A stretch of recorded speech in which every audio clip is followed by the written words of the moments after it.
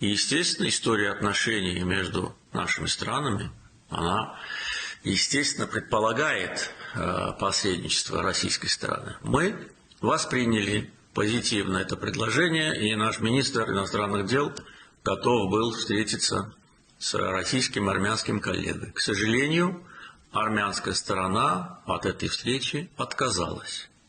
Вот теперь вопрос возникает, хочет ли Армения мира? Я думаю, что нет, потому что если бы хотела мира, не отказывалась бы от этой возможности.